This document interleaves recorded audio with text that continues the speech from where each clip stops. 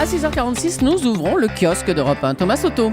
Paris double Marseille, point d'exclamation. Et bien voilà bien un titre, Julie, que l'on n'attendait pas en une de la Provence. Oui. Sauf qu'il ne s'agit pas de foot, mais de vol de deux roues, où l'on apprend qu'il s'est volé presque 2 fois plus de scooters ou de motos dans la capitale que du côté du Vieux-Port l'an dernier.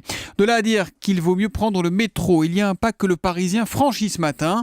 Et si le métro devenait sympa, s'interroge le journal, qui nous révèle que pour la première fois depuis plusieurs années, les incivilités sont en nette baisse sur le réseau RATP. Bon, on n'en est pas encore à vivre des moments de grâce, comme le disait une certaine candidate UMP aux dernières municipales, Oui. mais bon, ça progresse. Et puis beaucoup de journaux s'intéressent ce matin, s'inquiètent plutôt, de la dégradation de la situation en Ukraine. L'Ukraine sur la voie de la dislocation, titre Le Figaro. Pour Direct Matin, une chose est sûre, Moscou gagne du terrain. Et puis petit à petit, les européennes se font une place dans vos journaux. Ça fait d'ailleurs la une de 20 minutes ce matin.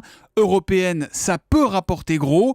Le quotidien gratuit nous raconte que de nombreuses formations politiques totalement inconnues du grand public se lancent dans la bagarre, présentent des candidats, mais c'est moins pour se faire élire que pour se faire connaître. Ils profitent en tout cas en quelque sorte de la tribune qu'il aurait proposée. Aujourd'hui en France, pose une question qui fait de chacun de nous des James Bond potentiels.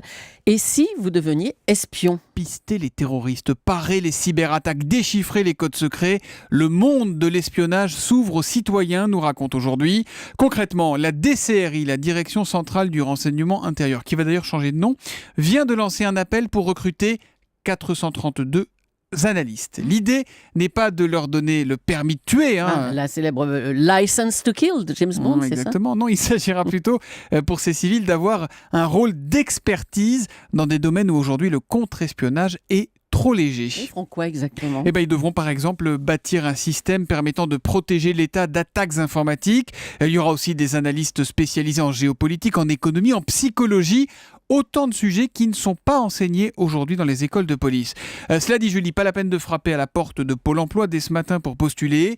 Les services secrets sont très discrets sur les modalités de recrutement. En gros, ce sont eux qui vous appelleront.